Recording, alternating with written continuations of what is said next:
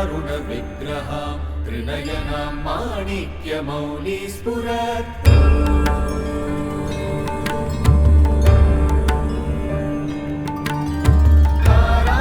तारानायकशेखरां स्मितमुखीमां मीनवक्षोरुहां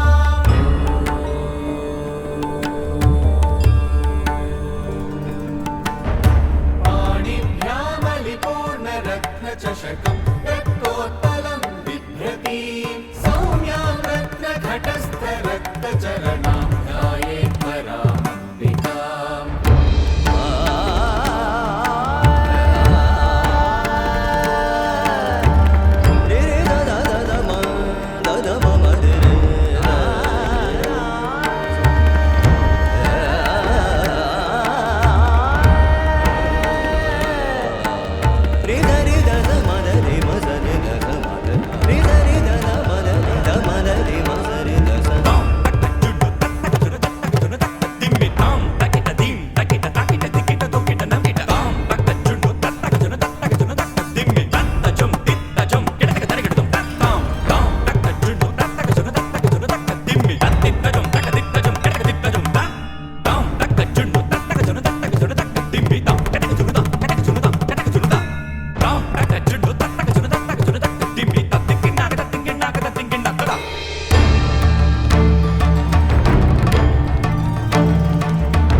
सान्निपातिकज्वर सततज्वर विषमज्वर ग्रहनक्षत्रदोषाञ्चान्या हर हर काली sir sir Gauri क्रमधमविद्ये आले माले काले बन्धे भज भज विद्ये मख मख विद्ये नाशय नाशय पापम् हर हर दुःस्वप्नम् विध्वंसय विध्वंसय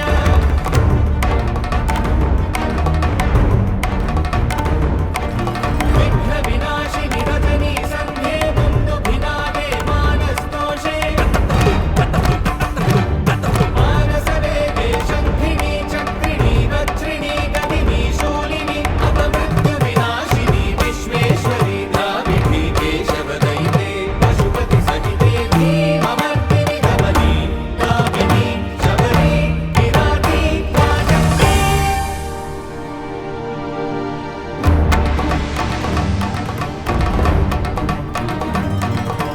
ॐ द्रं द्रं द्रं द्रं द्रं द्रं ॐ द्रं गुरु गुरु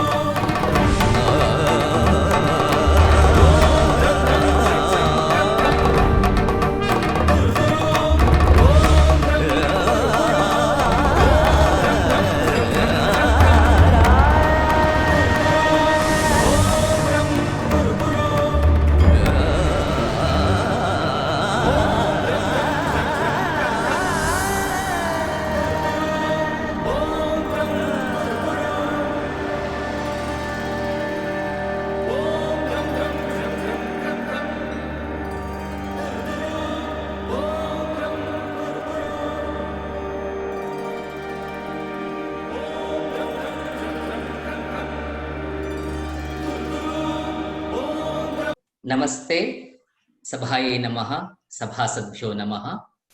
A warm welcome to all our participants on behalf of Indica Yoga and all the other organizing partners of this festival, Global Festival of Yoga. Indica Yoga is a platform that offers authentic, immersive, and transformative experiences of yoga, which also looks into the entire range of yoga practices, yoga philosophy, yoga teachings from an diverse and inclusive approaches. So today we have with us Shri Ravi Mantha ji for the third session of the 28th day of the festival. I request Ravi Mantha ji to please join us. Namaste. Namaste Ravi ji. It's such a pleasure to introduce Ravi ji in detail. I don't know if I'll still be able to cover all the aspects that he is working on and he as a personality is, but I'll just attempt at it. Ravi ji is a holistic health healer, health activist, and an author, among many other things, I should say. He works with clients in wellness and health through his expertise in neurophysiology and curing chronic pain, nutrition, microbiome, exercise science, emotional release therapy, spiritual awakenings, and consciousness. His first book on health, All About Bacteria, was published by HarperCollins in 2012 and was the first book to talk about the positive role of bacteria in the human body. His second book on health, The Baby Elephant Diet, it's a very cute name, The Baby Elephant Diet, A Modern Indian Guide to Eating Right, has been published by Rupa in September 2015, which talks about the right way to approach nutrition and health. He also writes on various magazines, and especially Swarajya magazine. He's a columnist there. He writes about health, nutrition, and also on politics, if I can add that. Raviji is an organic farmer too, and the co-founder of Sage Farm Cafe, India's leading farm-to-table restaurant. Good nutrition is probably 80% of wellness and health, and his Hyderabad-based clients are lucky to have a full-fledged farm and grocery store that stocks 80 varieties of vegetables, fruits, etc. that are grown without pesticides or chemicals in a beautiful farm close to the city. He is also the founder of Baby Elephant Farm, which sits on two properties of around 40 acres that are equipped with technology for water conservation and use only natural materials in the buildings and sheds, where the soil is continuously improved with every planting season to become nutritious medium with a high biodiversity where crops really thrive. And over and above all these things, he's also a startup investor with 26 startup investments. He serves on several corporate boards too. He holds a BA in liberal arts from the University of Puget Sound in Washington State. And in addition to all of these, he's a highly engaging speaker. He has spoken at several TEDx events around the world. And today you will get a taste of all his talents in one place. And today he'll be presenting before us 7-layer therapy, a holistic approach to lifelong well-being. 7-layer therapy is his own model that he has come up with. It is a systematic system of holistic healing that looks at all the 7 layers of health to find the root cause of illnesses. So with this brief introduction, I request Raviji to take over from this point onwards. And I also would like to welcome all our participants once again and request you that if you have any questions, kindly key it in the Q&A box, which we can take it up at the end of the session. So thank you very much. Over to you, Raviji.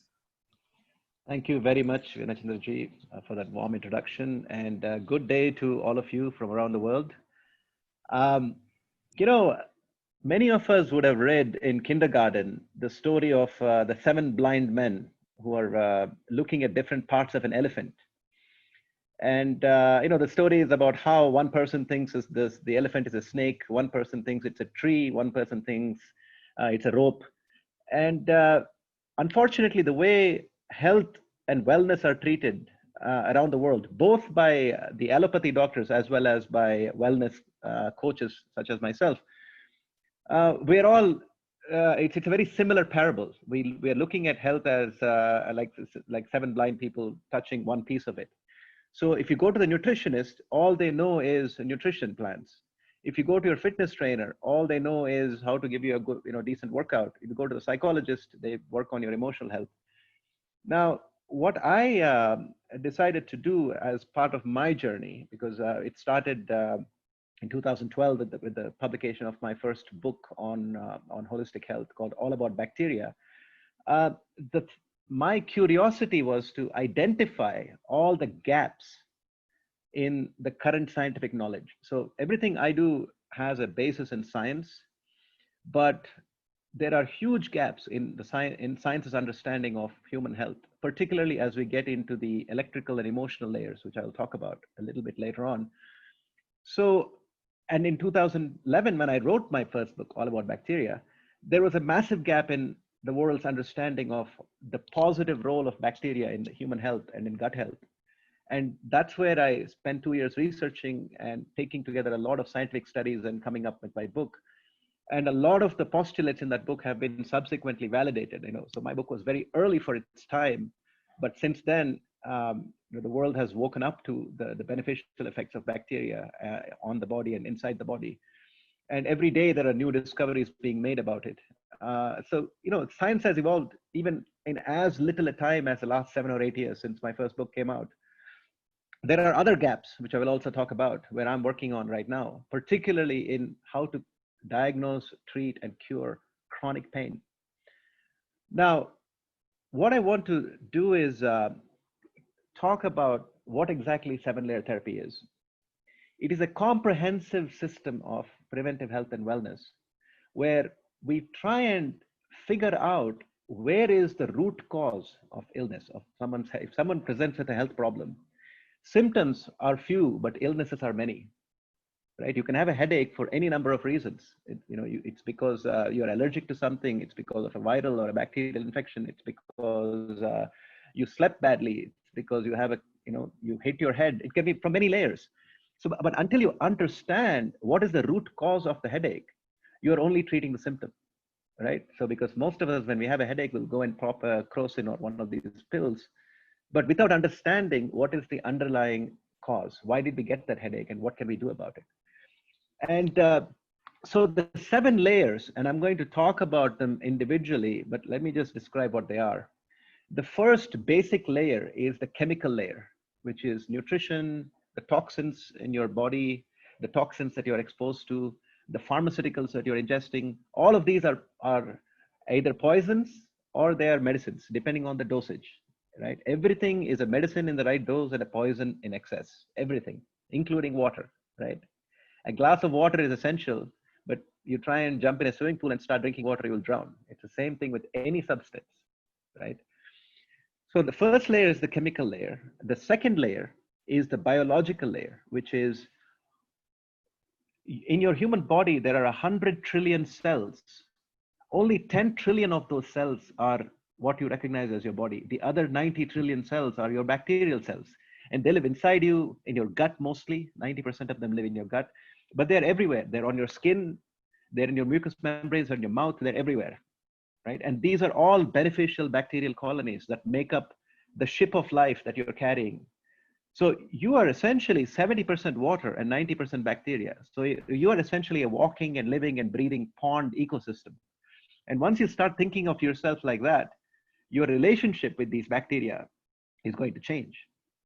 The third layer in health is the mechanical layer, which is exercise. It's called the hormetic effect. It's called neurogenesis, which is how do we grow brain cells. And exercise is crucial and important. It's also how we express our physiology as a human species. Why did the human species evolve the way we did? And that comes in the mechanical layer. The fourth layer, which is an extremely mysterious layer and which is hugely important, and right now there is a massive gap in science, and I'll talk about why, is the electrical layer. The electrical layer is simply the software of how the brain controls your body. For those of you who are familiar with computers, and I hope all of you are, a computer has a hardware, which is a box, but what drives it is the software. The same thing is true with the human body, right? Our hardware is all our muscles, ligaments, organs, tendons, etc. But there is a huge amount of software that essentially is run from our brain, which drives these systems. And how you manipulate that software has a profound implication on your health. And I'll talk about that. The fifth layer in health is the emotional layer. Now, as we go from the electrical into the emotional layer, the body becomes secondary, the mind becomes more important, right? There are many issues with how the mind affects your body, and we'll talk about that also. The sixth layer in health is something called the spiritual layer, which is the inner journey, which is accessed through yoga primarily, and in particular through the pranayama, through the breath sequences in yoga. We'll talk about that also. And the final layer, which I call the secret layer or the hidden layer, is about what is the nature of reality, what is cognition. And that'll be the seventh layer we'll talk about, and then we will take some questions. So let's start with the first layer in health, which is nutritional. About roughly what we know is that 80% of health comes from what you put into your body. So you are what you eat is 80% true, which is the majority of health. So it's pretty crucial that we understand as a species what we are designed to eat, how much of it we're designed to eat, and when we are designed to eat it. right? This is a very basic thing. Now, as we get into these layers, I just want you all to understand one thing. What is my personal goal, right, in coming up with this therapy and with this approach? Basically, it is nothing short of completely redoing healthcare. In today's world, healthcare is practiced in a very expensive and very inefficient fashion. When you are ill, you go to a doctor who's an extremely overqualified person to do 90% of the things that you need help with. Instead, what I would like to see is therapists who are trained in something like 7-layer therapy, who can be your first point of contact, who can very quickly identify whether you need to go to an expensive specialist or whether they can give you something that will solve the problem right there. You know, because if you go to that expensive doctor, a couple of things are happening. One is you have an expectation that they have to write you some prescription. If they just give you some health advice and charge you, you know, a significant fee, you will feel cheated. So then the doctor, because they have realized that they cannot send the patient away without giving them pills, has also decided to write, you know, some junk prescriptions. And most of them, by the way, this is very common across the world. And what they're doing is they're taking advantage of the placebo effect, right? Which is well known that if any treatment that if you believe in it, even if you know that the treatment is not efficacious, any treatment actually works in terms of convincing your mind that it is a good thing. So what the doctor does is they'll write you a calcium or a vitamin C or a vitamin E prescription. And those are all absolutely junk as far as science is concerned. They're all thoroughly debunked as useful for anything at all, right? Now, if you're seriously unlucky, the doctor will do something else. They'll write you an antibiotic prescription because you've gone to them with a common cold or something like that, and now you insist on the antibiotic. And they will do it because, again, they don't want to lose you as a client. And again, most doctors are very ethical and very honest people. It's not about, you know, being mean to the medical profession. But what I'm saying is that the imperative is that you as a patient has some expectations. The doctor has to, you know, kind of meet it. And if they write you an antibiotic prescription, now you go and you buy antibiotics and you pop it in thinking that it's going to help with your common cold. It does not, right? Because common cold is viral. Most of the illnesses you go to see a doctor for are viral or lifestyle. They're not bacterial illnesses. But what this does is it acts as a stick of dynamite for your gut bacteria, right? So it's very crucial in the nutritional layer to understand one thing. First, do not ingest toxins. Pharmaceuticals, for the most part, are toxins, right?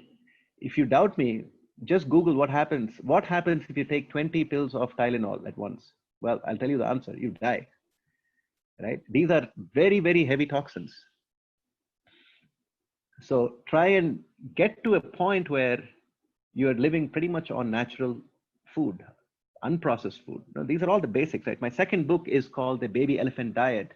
And I talk about the role of fiber. You know, there are hundreds of diet books published every year, but I wanted to talk about something that people had not up until that point talked about, which is if you start every meal with the intention of consuming fiber and consume it first, like I start my first meal with a guava or a papaya, two things happen. One, the fiber lays down the structure in your gut for the bacterial colonies that live there to thrive. So it's a prebiotic. And the other thing that happens is it makes you feel fuller. So you end up eating much less, of calories in general. You'll consume fewer calories. So fiber should be a starting point when you're looking at your meal. The next thing to think about is the concept of intermittent fasting, which is again very well known in our Indic tradition for a long, long period of time, for thousands of years. And now the West has taken it and repackaged it and is now selling it back to us. But it's a very simple thing. 16 hours a day, 18 as you get older, and eventually 20 hours. Once you get into your 70s and 80s, you should be fasting for 16 hours a day. Once you are past the age of 35.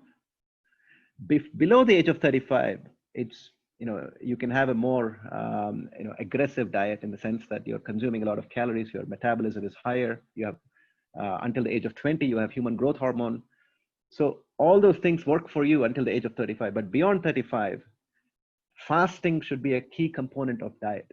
So the most interesting thing is that with food, it is not an act of commission that improves your health, it's an act of omission. So the distance between your hand to your mouth is the difference between good health and bad health. So train yourselves to figure out a 16-hour window. And the best thing that works is either you skip breakfast or you skip dinner. It doesn't work if you skip lunch, because the windows between breakfast and dinner cannot be 16 hours. It's very rare to do that. So what I do personally is I only eat my first meal at noon, and then my last meal is around 7 p.m. So I'm fasting for about 17 hours from 7 p.m. until noon the following day. And people tell me, when I advise this, they're like, look, no, but I'll get a headache if I don't fast. Actually, you won't, because the human body is very, very adaptable.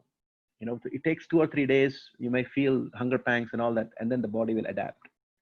If you doubt me, ask the mother of any infant under the age of 1. Because, this is what we do, right? When a baby is born, for the first 6 months, we're feeding her every 2 hours, right? And she has to eat, otherwise she'll start crying, right? But at around 6 months, the mother says, okay, I'm done with the 2 a.m. feeds and the 4 a.m. feed.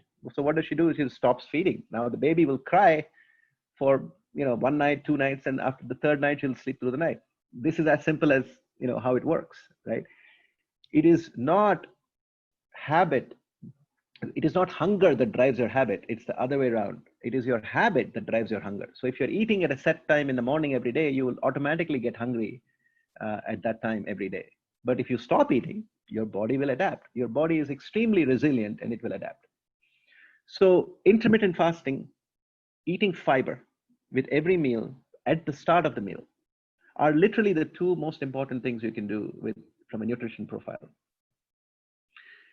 Now, of course, the other thing is what I said earlier, which is avoiding toxins like pharmaceuticals as much as possible, and avoid antibiotics as much as possible, unless you have an actual bacterial illness that is diagnosed, or if you're having surgery and you need to take antibiotics to prevent infection, then absolutely antibiotics are necessary, but not otherwise. What about nutrition supplements? Most of them, I would say, are unnecessary. Vitamin supplements are absolutely unnecessary below the age of 60. After that, you could take a multivitamin tablet. And this is pretty much the key in the chemical layer, or the nutritional layer. Now, let me talk about the second layer, which is very close to my heart, which is the biological layer. So I mentioned earlier, we're 100 trillion cells made up of thousands of species, made up of trillions of bacteria that are living inside our gut, that are living on our skin. In fact, the first line of defense in your immune system is not your skin, it's the bacteria that live on your skin. These bacteria live on your sweat. They're nitrogen commensal bacteria. They suck, they eat, they live on nitrogen. And when a pathogenic bacteria falls on your skin, there is simply no room for it to get inside, because your whole skin is completely covered already with bacteria. So they're your friends, right? And in your gut, they make vitamins. Vitamin B is made by bacteria in your gut. They help digest your food, obviously. They help extract all the nutrients, the micronutrients from your food. So it's a without bacteria, you would be dead. There is no question of becoming sterile. So for some of us, who have OCD or mild OCD, people who are compulsively trying to clean themselves and wash themselves, or clean the surfaces with antibacterial disinfectant. I tell people, look, it's very clear. Don't bother with any antibacterial products in your house, because they're ineffective, and more importantly, they cause more problems than they solve. First of all, they're neurotoxic. Secondly, you cannot disinfect a room. It is not possible for any length of time. The moment you disinfect the room, fresh bacteria will start colonizing any surface. So there is no point. And most important of all, the filthiest thing in your house, if you think of filthy as being full of bacteria, is not any surface. It's actually you. So there is no point in bringing those products into your house at all. So try and use bicarbonate of soda as much as possible as a cleaning agent. What works really well for cleaning toilets is actually Coca-Cola. It's an amazing toilet cleaner. I use that to clean our toilets. It's brilliant. And that's literally, and it's a fraction of the cost of the toilet cleaners, that you buy commercially. So bacteria are very important, and also there are a number of things you can use our current knowledge of how bacteria work. The first thing is, if you eat a varied and balanced diet, right? Eat the rainbow. I grow about 80 vegetables on my farm, right? So I try to eat as many different types of vegetables as possible, and we supply them in our store as well. And the idea being that your gut is colonized by variety. So think of it like this: which is more clean, a coral reef that is teeming with life, or a swimming pool that is sterilized with chlorine and kept devoid of all bacterial life? It's very easy to answer that question, right? The coral reef is a self-sustaining ecosystem. It's very perfectly safe to swim in, and it's healthy on its own. But if you stop adding the chlorine to the swimming pool, the pool will become murky and almost dangerous within a few days. So your gut should be like the coral reef, not like a swimming pool. So the more microbial biodiversity you have in your gut, the healthier you are. And if you don't take antibiotics for frivolous reasons, because I grew up in India and we would take antibiotics, we would get them in the medical shop. We didn't even have to go to the doctor. But my children, who are now 11 and 13, in their entire lives, they've never had antibiotics. That's not because, I'm against antibiotics, but what I'm saying is that 99% of the time, antibiotics are misused. We only need them 1% of the time. You'd be astonished to know that actually, that 90% of the world's consumption of antibiotics is actually used to feed farm animals, particularly in places like the United States, to fatten them. It is known that if you mix antibiotic into the feed, the chickens and the cows will get much fatter, and they grow much quicker. Now, can you imagine what those antibiotics do to the human body? The same thing. If you plop antibiotics like they're vitamin pills, you will become obese, because that's exactly what happens in animals. We know that, right? So why would you do that? What it does is, it's like releasing a stick of dynamite into the coral reef. And you have to start over again with probiotics and try and recolonize your gut. And now, one of the biggest and most effective treatments that is coming for a lot of different lifestyle ailments, extraordinary, and I mentioned this in my book many years ago, is something called fecal transplants, where they take a stool sample from a healthy person, preferably a close relative, and then they give it to you as an enema. And it replaces your damaged bacterial colony in your gut wholesale it inoculates it with a healthy bacteria. Now, it may sound disgusting to many of you listening in, but please understand that given an option between living with diabetes or high blood pressure or any of these metabolic illnesses, or taking a stool sample in a controlled environment, I would choose for the stool sample. It's a one-off treatment. That's all you need. It's nothing short of miraculous, which is why the pharmaceutical companies hate it, because they don't want you to be cured in one session, in one treatment, right? They want to make an annuity stream out of you. They want you to be their permanent patient. A lot of,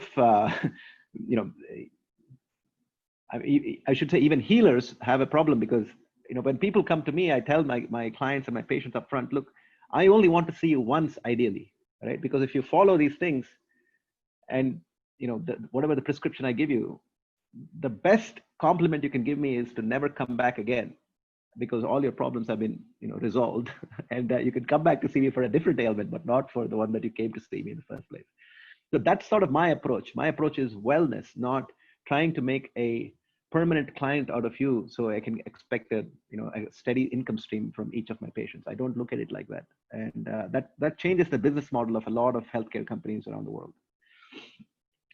So the biological layer is crucial, right? We know now that the gut has its own nervous system. So your brain has a central nervous system, right, that controls the body. The gut has its own nervous system called the enteric nervous system. And the two of them are actually connected by one of the biggest, by a cranial nerve. It's called the vagus nerve. So it turns out that the vagus nerve is so important because it affects your mood as well. So what your gut bacteria can affect your mood.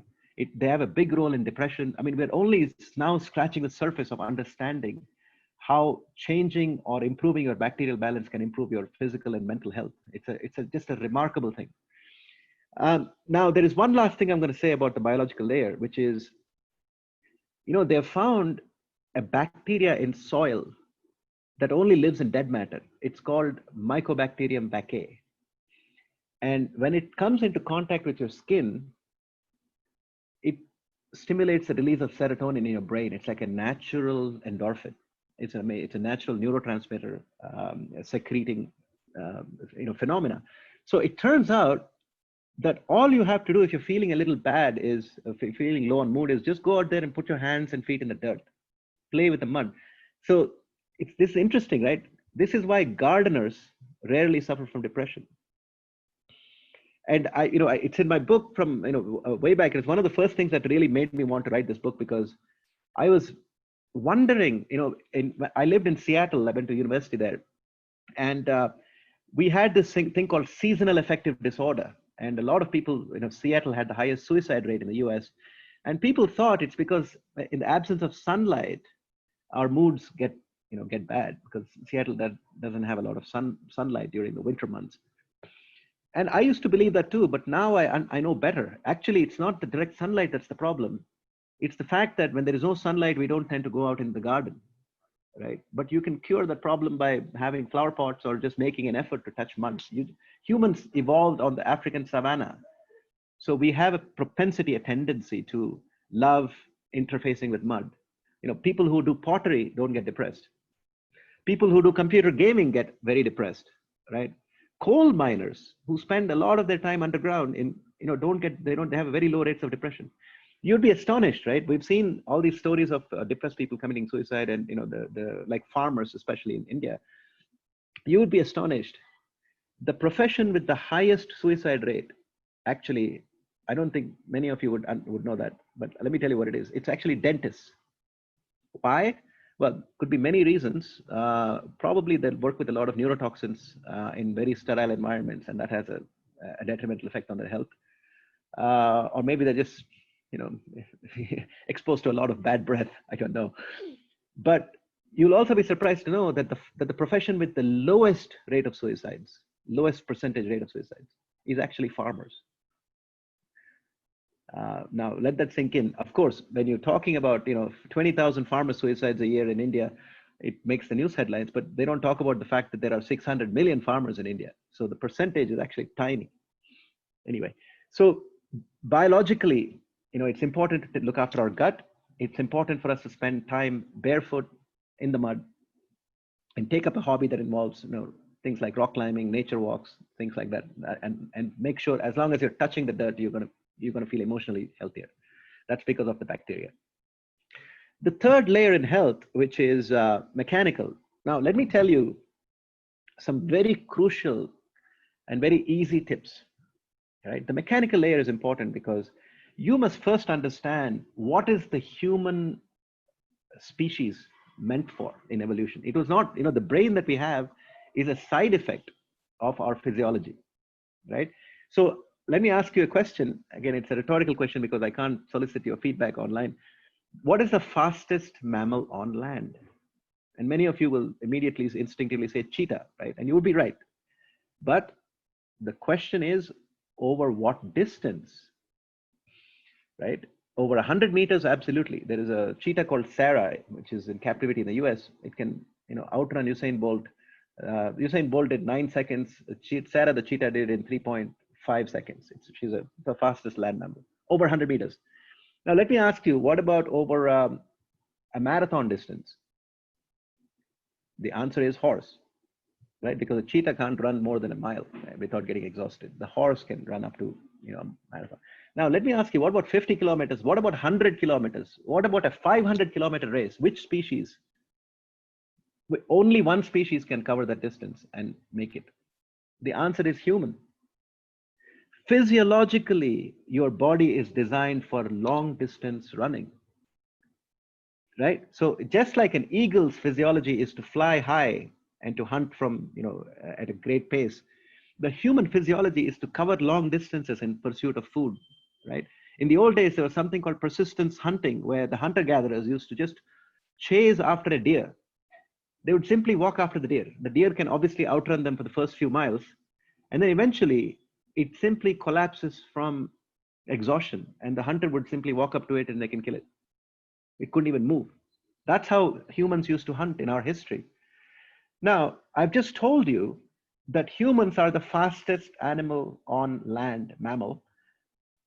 And I've also told you that physiologically, this is what we were meant for. Now, how many of you have run a marathon? I can't see the show of hands, but I would doubt if more than 2% of you have run a marathon. How many of you have run 5 kilometers at one go? Now think about it, right? Here we have a species that was designed for distance running, and most of us have not even run 5 kilometers. How do we expect us to be healthy? It's like taking an eagle and bringing it up its whole life in a cage. Okay, maybe it has a couch in the cage and a Netflix subscription, but that eagle is going to have a lot of mental problems if it is not allowed to do what it's designed to do, right? We agree. What about us? We are designed for running. Why don't we in schools introduce a mandatory running program that culminates at the age of, say, 16 or 18? Before you graduate from high school, you must have run one single marathon. That's all it takes. If you run one marathon in your life, you will have health benefits that last your entire lifetime, because your body will adapt to distance running, which is your physiology. You will be super healthy. Now, anybody who should take up running, or at least bicycling if their knees are bad because they're a bit older, whatever. At any age, you can take up some kind of cardio exercise, which brings me to the key points in your health. The first thing is your resting heart rate. There are apps on Google Play and Android, Android store and the Play Store and the Apple Store, where you can download it right now. Look for heart rate monitor, right? And it tells you, just by measuring your camera on your finger, it tells you what is your resting heart rate. You should ideally take it first thing in the morning before you get out of bed. And that tells you your baseline. Now, we've all grown up being told in school that 72 is the ideal heart rate for the humans. The answer, that is not correct. 72 is the average heart rate. The ideal heart rate for a human being is somewhere between 50 and 60 for good health, right? It's important to understand that. Of course, some of us genetically have a higher heart rate, resting heart rate, and that's not something we can do much about. But for most of us, bringing that number down from 70 to closer to 60 will result in a massive improvement in health and a reduction in lifestyle illnesses. Even more important than the resting heart rate is something called heart rate variability. So the heart rate variability app is also available on your smartphone. You can just download it. They're all free. And the same finger camera will tell you what the numbers are and what they should be. And ideally you should, it depends on your age, but anything over 30 is considered to be good. And the higher, the better. Anything lower than that is not good. And please read about it, because I don't have enough time during this session to explain the importance of heart rate variability, but it is the single most important measure in your health, especially as we get older. The third thing is percentage body fat. It's not the same thing as BMI, because some people have naturally big bones, and but BMI is a reasonable approximation. But percentage body fat, which you have to measure in the gym, there are specialized devices that can do that. And you ideally you keep it, you get it to below 25 if you're a woman, and closer to 20 if you're a man. Below 20. That's kind of so these three things in the mechanical layer are very important. Now, let me just summarize. The mechanical layer of health simply means that the body has a tendency to get stronger when you stress the muscle to the point of failure, right? If you exercise, when you go do strength training in the gym, the reason we become stronger is because it's something called the hormetic effect. So when you stress something in the body up to the point of failure, up to the point of fatigue, it becomes stronger. Now, interestingly, this hormesis is there in many other areas as well. It's also there in radiation, by the way. So when people talk about the Fukushima disaster in Japan, which, where this radiation leaked. The interesting thing is that while that radiation was very toxic to the people who lived in the immediate vicinity, there is going to be a slight but noticeable increase in the average lifespan of the Japanese population because of the slightly higher ambient radiation. This is, I'm not making this up. This is one of the craziest things. This is the reason why airline pilots and flight attendants actually live longer than everyone else on average. It's because they're exposed to a slightly higher amount of radiation because of the time they spend up in the air. But that doesn't mean you should go out and find radiation sources. But what it does mean is that don't worry about things like cell phone towers and 5G and all that. There's a big amount of noise from certain fringe groups about this kind of thing. But do some research and understand. Just Google radiation hormesis, HORMESIS, and you'll and read up about it, and you'll get a better picture as to how it works. Now, just like anything else, in the right dose, it's a medicine, and you have too much of it, it's a poison, right? So radiation is obviously toxic, beyond a certain threshold, and it increases cancer rates and all that stuff. So I'm not saying that it's universally a good thing that you should go and get into an X-ray machine. Don't do that. The fourth layer in health is the electrical layer, and this is where I have spent a number of years. My next book is going to be on the electrical layer, on how to cure chronic pain. Now, this is actually, I hate to use these words lightly, but it is fairly revolutionary, because if we can expand our understanding of the human body to include the electrical layer, which is a software layer. I talk to a lot of doctors. I'm working now, I just met Dr. Deepak Chopra in New York a few months ago, and he sent me to see a few of his patients. And we had a wonderful conversation about this, because he's been doing a lot of work in mind body, and he's one of the world's leading experts. And he's also a medical doctor, right? Allopathy, and you can quote me on this, has one major issue, which is that it is a structural engineering hardware science. Allopathy has absolutely no concept or knowledge of the software layer of how the brain controls the body. It's all hardware. In other words, it's like if your Microsoft Word or your PowerPoint is not working and you call the hardware engineer to open the box and fiddle with the parts. It's not going to work, is it? It's a software problem. It needs to be, you need to reinstall that software product, or call the software engineer. It's the same thing. Now, there are certain ailments which are obviously hardware, right? If you broke your arm, that's a hardware problem, very clearly. If you have a bacterial infection, that's more or less a hardware issue. But if you have chronic pain, meaning, I'm sure someone has chronic pain right now, a frozen shoulder, a knee problem, or a hip problem. And a lot of times people go, in Hyderabad, we go to the famous doctors here. There's 3 or 4 doctors who are like the big osteopathic surgeons, right? And they, and they will replace your knee, they'll replace your hip. What they're doing is they're removing the receptors, right? If you replace your knee joint with a piece of metal, of course, it's going to solve your pain, because you've taken away out the receptors and you've put metal in your knee.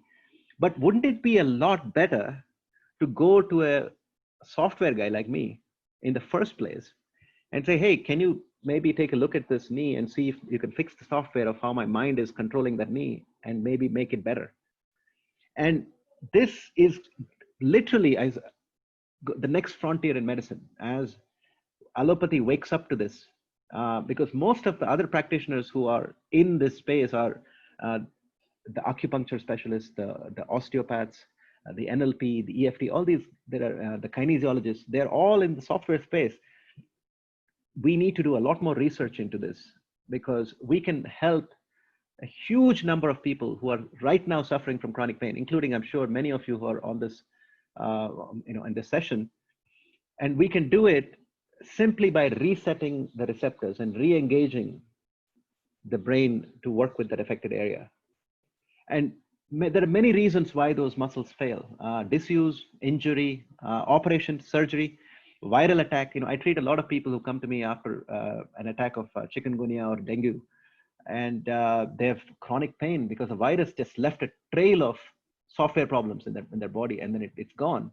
Now, we need to reboot them effectively. So that's what I do. And when my book comes out, it'll hopefully give everyone a better understanding. I wish I had more time to talk about it, but let me tell you, the electrical layer is the crucial next frontier in medicine. The layer above the electrical layer is the emotional layer. Now, I'll tell you one thing about emotions, right? There is, so the neuroscientists put fMRI machine onto people's brains, and they measured something, you know. They begin by taking a stick and smacking the patient or the volunteer, and seeing which parts of the brain light up as they experience the pain. Next, they did something even more interesting. They insulted the patient. You know, they called them mean things, bad names, you know, stuff like that. And remarkably, the same portions of the brain lit up. In other words, as far as the brain is concerned, there is no difference between slapping someone and insulting someone. Can you imagine? I mean, we know this to be instinctively true, right? We know how badly we feel when someone lets us down or when someone insults us. And even more remarkably, if you take a Tylenol, just as it works for physical pain, it also works for the insult pain. Your feeling of being insulted, that pain will also go down. Isn't that amazing? I mean, I'm not recommending taking Tylenol, but just saying, you know, if you are grievously insulted and feel really bad, had a fight with your boss, whatever, you can actually pop a Tylenol and it works. So the emotional layer, right now we're going from the body and into the mind. And I mean, it's all connected, of course, we know that. But the emotional layer is crucial for health, right? I do hypnotherapy also. And the understanding the subconscious and how it interfaces with the conscious mind is so important in your well-being and in your health, right? And here I will give you one very crucial and important tip, which is Jim Rohn, who was a motivational speaker in the US, said, you are the average of the 5 people that you spend the most time with. It's a remarkable observation, but it's true. So look around, because these are the 5 people who are providing you your emotional health. So if those relationships are toxic, then your emotional health is going to be bad. If they are amazing, positive people, then you're going to be good. You know, this is how it works. So I'll leave you with that on the emotional layer. Now, in the interest of time, I'm just going to give a couple of sentences on the other 2 layers, and then we take questions. The 6th layer, the spiritual layer, is the inner journey, right? I talked earlier about the vagus nerve, which is a cranial nerve that connects the gut to the mind. All of our cranial nerves, there are 12 of them, are actually modulated and regulated and strengthened by breathing properly. Pranayama, actually. Pranayama is one of the most crucial things. I wish every child were taught it in kindergarten as a mandatory subject. The most useless things are taught in schools, but nobody teaches you how to breathe and how to walk. These are the 2 fundamental things that are, you know, essential to the human condition, to health. And most of us don't know how to do either of them properly. We just take it for granted. And it doesn't work like that. We need to train ourselves to walk properly using the right muscles, your gluteus maximus muscle and your quad muscle, and landing on the forefoot, not on the heel. That is the right way to walk. Any other way is going to give you joint problems later on in life. Similarly, breathing, pranayama is crucial. Understanding that you have to breathe from your stomach, not from your heart. Thoracic breathing is not good. Stomach breathing is good. Right? Very simple thing we can all learn and practice. And there are many classes online. Just Google how to breathe and you'll find your solution. In fact, you know, 2 of the big gurus in India, Ravi Shankarji and Jaggi Vasudevji, they have these programs, Sudarshana Kriya or the Shambhavi Mahamudra. I think we should all learn those, because they're very, very useful in getting into the basics of health of the spiritual layer. So it not only improves the health, it then guides you into the experiential layer of spirituality, and you will start seeing things in a very different way. The last layer, the secret layer, just one sentence on it. Cognition, the neuroscientists know this now, that the information that we gather from our 5 senses to construct a picture of reality is only 10% of the picture. The other 90%, it turns out, is something called cognition. It is our fundamental relationship with the fabric of reality, which is guided by experience, your backgrounds, your traumas, and all these other things. So if you can operate at that level, and that happens once you cross a spiritual barrier, people who become spiritually enlightened are able to play with their cognition, with their whole reality is very different, right? And that is a whole book that I'm frankly not yet even qualified to write, but I've been exploring that, and more on that will come in future sessions. So with that, I'm going to stop here and happy to take questions.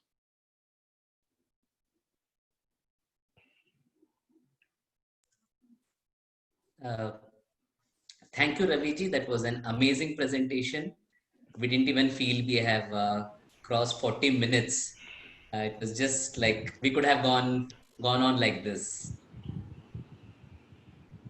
So there are questions coming up. Before that, I would just like to mention, like as you were explaining the 7 layers, like I could easily connect with the Panchakosha concept that appears so often in the Upanishadic and in the yoga tradition. And like the correspondences are so close to what you were saying. Did you get any inputs or insights based on that, or you arrived out of yourself? How did this Absolutely. happen? Absolutely. I mean, interestingly, I left India at the age of 16. And so my education was pretty much in the Western tradition after that, right? So as I became a holistic healer, and so I arrived at the Panchakoshas much later in life. It's amazing because now I find that this whole Indic tradition of yoga and all and Ayurveda, there's so many pieces that have already been explored and really well trod, because I always thought when I get to the spiritual layer, that's when I will need the help of our traditions, our rishis, and all the accumulated wisdom. But what I realized as I started looking at it was, yeah, most of the things that I think that I've discovered have already been, put out there.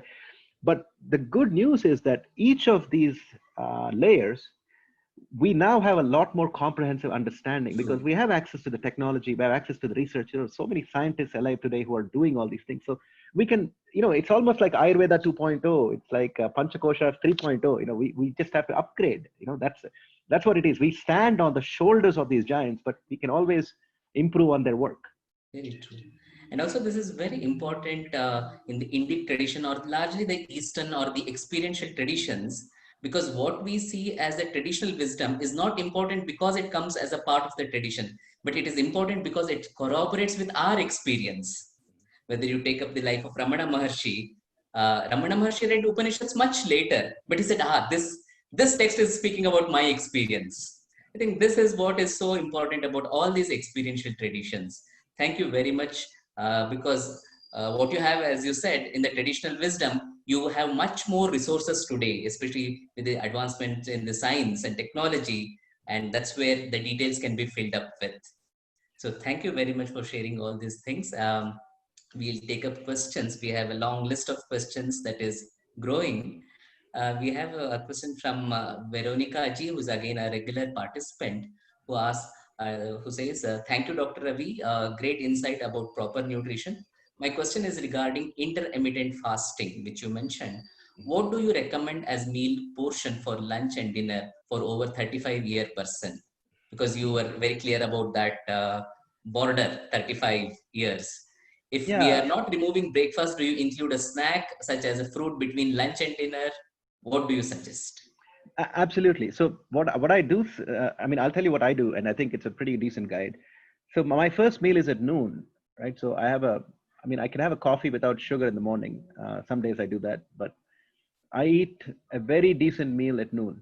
It's mostly, vegetables. A traditional Indian meal has pretty much everything. Whether you're a vegetarian or a non-vegetarian, try and minimize. Even if you're a non-vegetarian, I don't think we should eat meat with every meal. I think we cut it down to a. We can always eat less meat if you're a non-vegetarian. If you're a vegetarian, obviously that's not a problem. We have the opposite problem. If you're a vegetarian, we want to make sure that we're getting enough protein. But I would say the Indian diet is excellent. The only thing that I would do is I would add at the beginning of your meal, eat a piece of guava or a papaya, both lunch and dinner, and that will make it tremendous. And don't, people do the opposite. They're having soup. You see, I'll tell you something about the digestive system, right? Think of it as a factory. Your mouth has enzymes, right? So when you eat food, the first thing that happens is enzymes get included into the food. Then there is mechanical desiccation, right? You're grinding the food with your teeth. And then there is a conveyor belt that goes down your gullet and into your stomach, which has the most powerful acid in nature, hydrochloric acid. That's in your stomach, right? So this food gets an acid bath, and then it goes into your intestine where it is bacterially digested, right? And then it goes into, further down, and then the nutrients are absorbed from those walls. So this process, ironically, you should not make it more efficient. So if you drink a glass of orange juice, what's happening? There is no desiccation, there is no enzyme bath. It's already acidic, and it's going very quickly into your stomach and then into your intestine. And there is no bacterial decomposition. There's no time for the juice because it doesn't have any fiber. The bacteria are not going to touch it. It's going to go straight in, and then the sugar from the juice is going to get absorbed into your bloodstream. So you get this immediate sugar high. So if you're waking up in the morning, going to your refrigerator and picking up your orange juice, that is the worst thing you can do at any age, let alone over the age of 35. You should do the opposite. You should eat things that are slightly harder to digest. Salads, fruits. Guava is wonderful because it is nutritionally one of the most amazing fruit with a lot of bioavailable vitamin C, plus lots of fiber for your gut bacteria. And if you doubt me, just try a guava at your lunchtime and you tell me how your next morning is. Your stomach will empty like completely. It's a wonderful fruit. Like papaya is the same thing. Any fibrous fruit is important, right? So it's more the order of eating that matters. The soup is, again, it's like a glass of orange juice. It's just not going to spend enough time. It's just going to deliver sugar into your blood. So you need to avoid a diet comprised of fast sugar. You need to, make it a much more of a balanced diet. Since we were discussing about diet, I'll just take up questions which are related to that. Next one is from Debraji, who asks, your thoughts upon raw, vegan versus sattvic Ayurveda diet, and perhaps in contrast to macrobiotic. I see between them. And lately, when not in India, so she has now come into India and she's traveling. And when not in India, I feel pulled into mono fruit or on a continuum. I feel moving as I grow to less food, but mono fruit has detractors owing to high sugar. Your thoughts and comments. Look, that's a very complicated question because I'll tell you something. The sattvic diet is for people who are following that sattva. They're spiritually following a certain path, right? Then the sattvic diet is for them. For the rest of us, you can't take a farmer who works 8 hours in the field and give them a sattvic diet. They'll collapse. They can't handle it. The rest of us have other, compunctions. Maybe you're playing a lot of sport. Maybe you're trying to, be part of a team. So there are many. So the raw vegan diet is a different matter, right? Because that's kind of for the modern life. Actually, Virat Kohli is a chief exponent of the raw vegan diet now. He's become, and he's the fittest, one of the fittest athletes in the world today, right? He's the pride of India, and he's become a vegan. Now, what he's doing is he's adding some protein powder. There's a company called Oziva, Oziva. You can get those products on Amazon. They're plant-based protein, and full disclosure, it's one of the companies that I was the first investor in that company, and so if you're on a vegan diet, just make sure you're getting some protein supplementation depending on your age and on your level of activity, right? So I think, but we could talk about nutrition all day long. So I just want to kind of keep it short in the interest of time. There are two more questions related to this. I'll just club them. See, there are many traditional practices like people fast on Ekadashi days, and in Jain traditions, they eat dinner very early before sun sets. So your thoughts on these practices? Excellent. Yeah, both are excellent. Fasting can be intermittent on every day basis, or you can do it on a week basis where you don't eat for one day, 24 hours, or at a stretch. Interestingly, there is enough evidence now that says that for men, it is better for them to have a 16-hour fast every day. And for women, it's actually better if they, eat for 3 days and then fast for 1 day, something like that. So they have a 24-hour fast every 3 or 4 days. That works better for them, which is more the Ekadashi type fast. So the Ekadashi fast, I think, is more suited scientifically for women than for men. But both are good. I'm saying you should think about whichever one works for you, but both are good. Now the second part was what was the second part of the question? About the practices in the Jaina tradition where they eat dinner yes. before 7 p.m. Absolutely. So in fact, what I recommend to all of you, especially people who are over 40, 45, is this. Now, there is something called the fasting blood sugar test, right? Which when you go to when you go get your blood work, they take in the morning, they ask you to come without eating and they draw blood. Now, technology has become a lot better, and I encourage every single one of you to do this. There is a monitor called the Freestyle Libre, Libre, Freestyle from Abbott Labs. And your diabetologist can do this for you. They actually put it on your arm or on your stomach, and it sits there for 12 days. And it takes a reading of your blood sugar throughout the day, every 15 minutes. And you just have to write down what you're eating, and then your diabetologist will help you, right? You take the food diary and then the readings from your blood sugar on a constant basis. So it's not just a one-time reading, it is every 15 minutes for 12 days. And it builds a perfect picture of your blood sugar. And keeping the spike in blood sugar is crucial, down. Maintaining a constant level of blood sugar throughout the day is very important for health, right? So that's where it's a very powerful tool in preventing and even reversing diabetes. And if you have diabetes, I strongly encourage you to get that done, or if you're pre-diabetic, so that because some people can eat rice and their blood sugar doesn't spike. Some people can, for other people, it spikes hugely. So it's very personalized, because it tells you what you can and cannot eat. Is roti better for you, or is rice better for you? This is a crucial question to ask, right? We can't just naturally be eating without thinking. But coming back to the diabetes issue, giving a 2 or 3 hour gap between your dinner and going to bed is very important for health. You should not be eating your meal and then going to bed within 2 hours, because as your blood sugar is spiking, your activity level is going down. And that means you'll become insulin resistant. That's diabetes, right? So if you give the longer the gap that you give, the better. So eating before 7 is a fantastic thing to do. Okay. I thought of stopping about the diets now, but there are many questions that are coming about it. Maybe I'll just take a couple of them again. See, Indian diet is rich with ghee, butter. It goes in most of the preparations. And at some point of time, there was also a lot of fear about cholesterol and all these things adding to cholesterol. And now there's also some more awareness. No, they are also good. I mean, they form good cholesterol. So what are your thoughts on this? Even in terms of using the amounts of ghee and butter? I not only use ghee, I make my own ghee from my own buffalo milk on my farm. So we are huge proponents of natural fats like ghee. That's a wonderful thing, and actually, you can have a lot more of it than what has traditionally been prescribed. In fact, if you're eating idli with ghee, let me just say that it's not the ghee you have to worry about. It's the idli. Now, I know I'll draw a lot of flack because I wrote an article in Swaraja on idlis.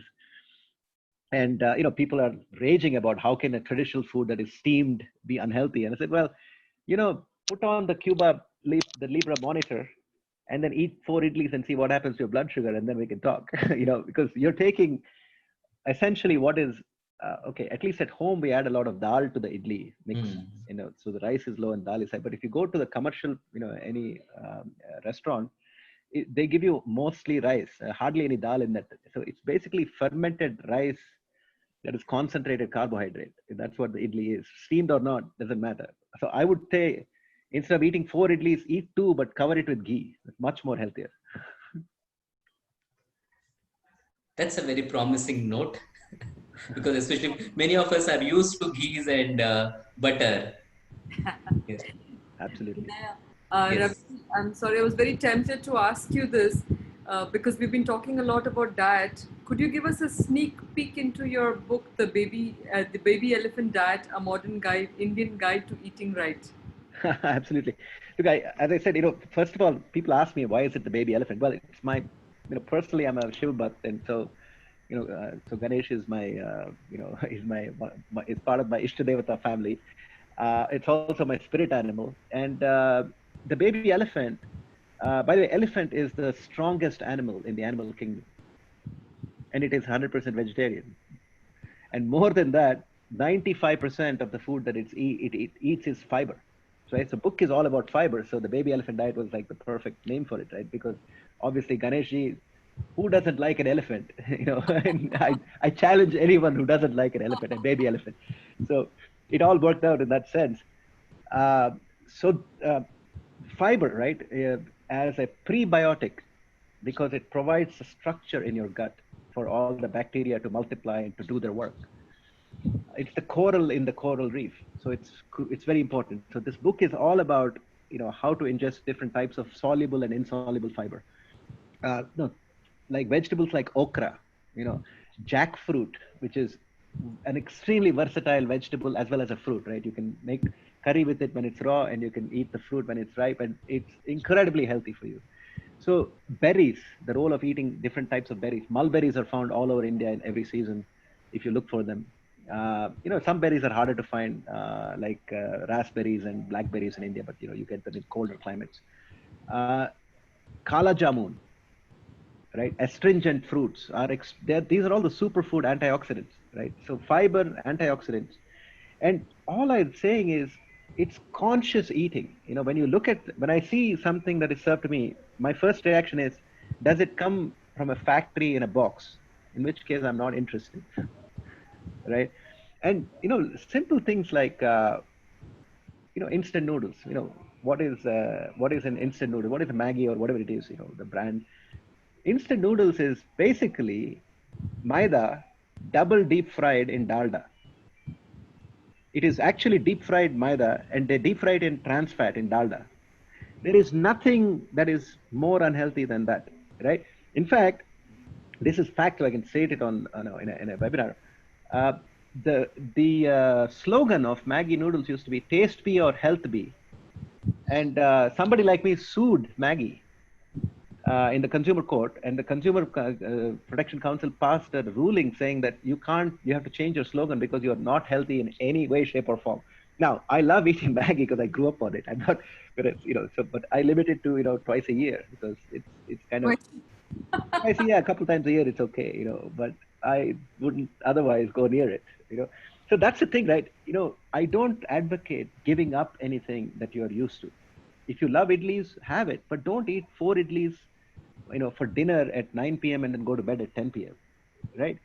Everything has a place. In fact, I always like to say that idli is an altruist, whereas dosa is a narcissist.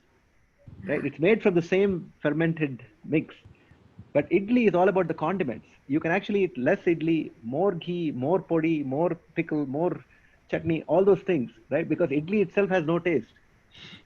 Right? You only eat it with all these other things, and so that is why it is an altruist. It is not about itself. But the dosa, the condiments are only, dosa is all about itself, because if you eat a dosa, it has to be just right for you. And what, some people like it crisp, some people like it, with more fermented, whatever. But dosa is about the flavor and taste of the dosa, right? So I'm actually a dosa fan, with the same thing. And it's because I can eat one dosa and 2 eggs, and that's like a full meal for me, right? Whereas with idli, it's hard to stop after 2. You have to keep going. All right. All right. Thank you very much. I was just wondering, because when we talk of this pancha kosher thing, and there is also an emphasis on eating vegetarian, ahimsa atmaka bhojanam, but at the same time, we see that people who are eating vegetarian food are not necessarily of that consciousness either. You might find people who are eating maybe non-vegetarian food, but who have a mind that is quieter and who are not engaging in violent thinking. So just as somebody who has crossed the 7 layers of good health, let's say well-being, how do you place the weightage across the different koshers or the different layers? Ahimsa is a wonderful concept. I think the whole world can eat much less meat, right? So if you think about how many animals are slaughtered and how much food is wasted, because making meat involves 10 times the resource compared to so a vegetable calorie compared to a meat calorie. The meat calorie takes 10 times amount of energy to make it. So it's very wasteful. And also people are eating way too much meat. Not so much in India yet, but other parts of the world for sure, right? Now, having said that, Now I'll get it. I don't want to get too controversial, but I've written an article in Swaraja. You can just Google it. It's called "On Cow Slaughter," and put my name at the end of it in the search term, and you'll see the article. And when you're talking about ahimsa, then the only solution actually is veganism, because Indian vegetarians are not ahimsa by any stretch of the imagination. Because in India, milk is pretty much, beef or cattle slaughter is pretty much a byproduct of the milk industry. And again, I don't want to upset people who are Indian vegetarians, who are, happily consuming all the milk products and thinking that they are leading a life of ahimsa. But I'll just ask you this one question. For a cow to produce milk, every year it must produce a calf. What is happening to the calf? Read my article and then you'll understand, right? Now, so if you're ethically vegan, I don't have a problem, because you're true to your belief system in ahimsa. If you're an Indian vegetarian who feasts on dairy products and then claims to be ethically vegetarian, I'm afraid that's strictly not the case. But again, I don't want to get too controversial about it, but do some research and be conscious about what you're doing. In other words, don't let your default position be hypocrisy, right? And I will also state for the record that I am not a vegetarian. I grew up as a vegetarian from a vegetarian household, but I grow my own food. I have chickens on the farm. I have goats on the farm. But we eat much less. I eat eggs. I eat a lot of eggs, but I don't eat a lot of meat, but I do eat meat. But the way I think about it is, like as Michael Pollan said, who's a famous writer, eat mostly plants, right? So 90% of my calories comes from plant. The other 10% comes from a variety of other sources. Seafood also, we actually get wild caught seafood from the ocean. That's what we use. We don't do any farm seafood. So I eat healthy things, but your sense of eating or not eating animal products is mainly a function of your belief system more than anything.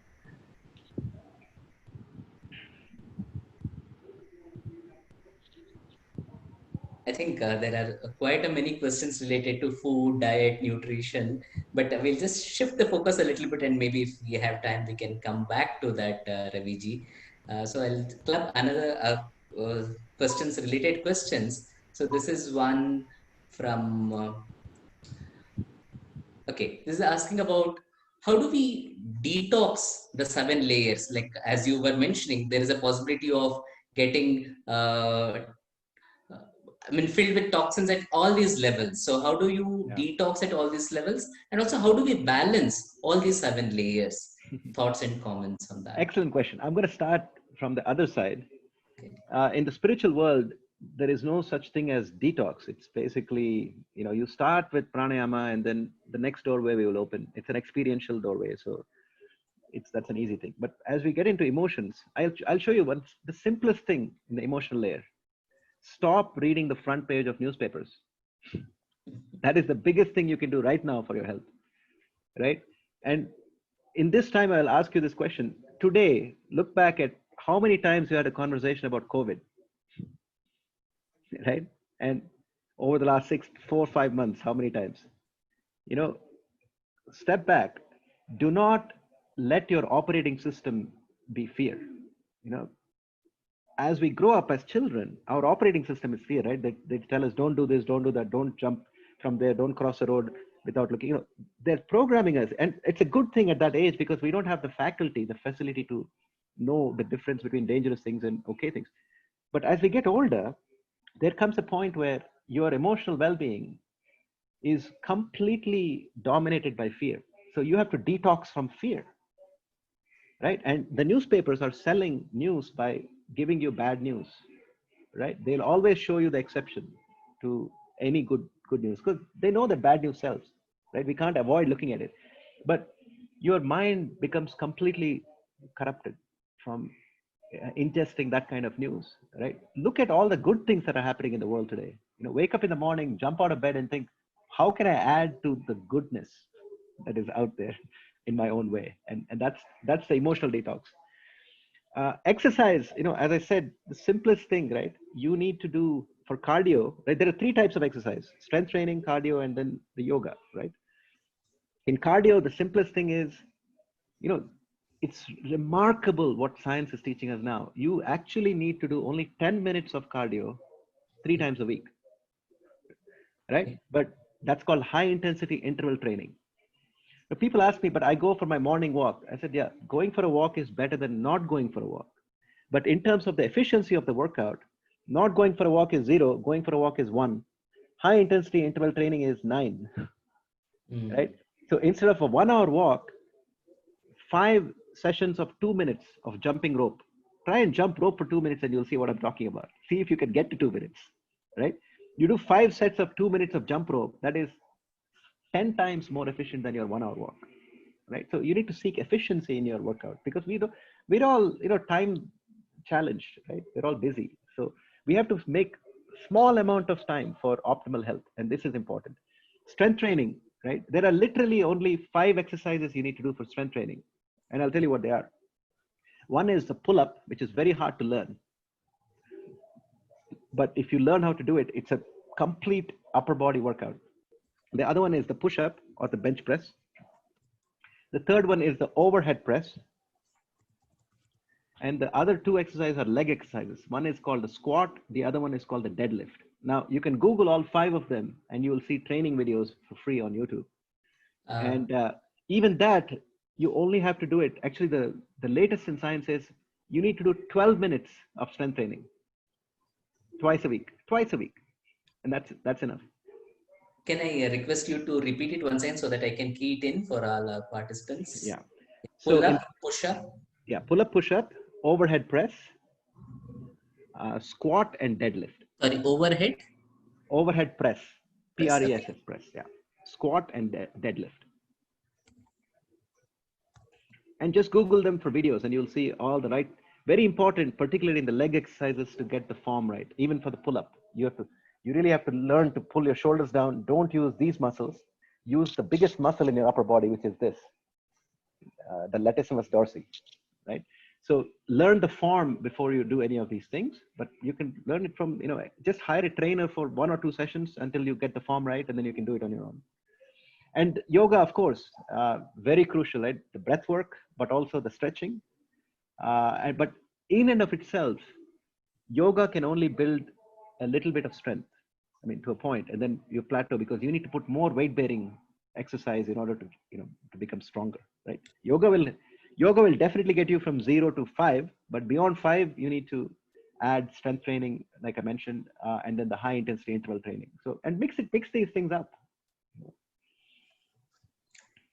So again, this brings us to our next question. This is from Raghavanji. He says, can you guide us with the 6th and the 7th layer? Because they seem to be very interesting. How do you work on that level? So both of these are experiential layers, right? Meaning that you can read 100 books about yogic practice. They're all out there on the internet. A lot of them are free, but it will not get you very far without a guru, right? Because in the Indic tradition is very clear on it, and the reason it's clear will become clear to you. All you have to do, though, as a step 1, everybody can do this, right? Go and learn either the Sudarshana Kriya from Art of Living or the Shambhavi Mahamudra from the Isha Foundation. They're both courses available online or in your local community. I'm sure there are practitioners who can, these are 2 of the most widespread. They're just 20 to 25-minute breathing practices. And you just do it for a month, once in the morning, once in the evening, as I'll tell you. And at the end of the month, you will know how much different you feel. And then you yourself will start looking for the next step. And then that's how you progress on the spiritual layer. Now, the cognitive layer is something that is, when the neuroscientists came up with this idea that our senses are only 10% of the signal, that we use to construct the idea of reality. I talked earlier about our operating system being fear, right? Mm. And it's very difficult to lose that fear. And I'll give you an example. One of my friends, Krishna Patil, was the youngest Indian girl to climb Mount Everest, right? So I actually asked her, what was it like, to climb Everest? And we were just sitting. And she said, climbing Mount Everest is not meant to be a fun experience, right? You have to get to base camp, which is at 18,000 feet. It takes several days to get there, and then the real challenge starts. You have to cross the Khumbu ice falls, where if you take one bad step, you fall in a crevasse that is thousands of feet deep. Then you have to get to Camp 1, then Camp 2, then Camp 3, Camp 4, and then in the summit stage, you're passing the dead bodies of 200 people who didn't make it, right? And they all have nicknames like Green Jacket, Pink Shoes, and they're frozen and they're left dead on the mountain like that. Like I mean, can you imagine after doing all that in the last stage? This is what you have to do to summit Everest. And when you get to the top, you have maybe a minute or two, and then you have to get back down because half of those people you see dead are the ones who climbed the mountain and didn't get back down. They died on the way down. So you have to get back down quickly. And she told me, so it was the most terrifying and most challenging thing I've ever done in my life. But my life started on the next day, right? Because after that, I had no more, my operating system was no longer fear. It was joy. That's the cognitive layer, right? Actually, something like that happened to me. I didn't climb any mountain, but last year, in February of 2019, I spent a month in bed with viral pneumonia, very, very much similar to the COVID thing that's happening now.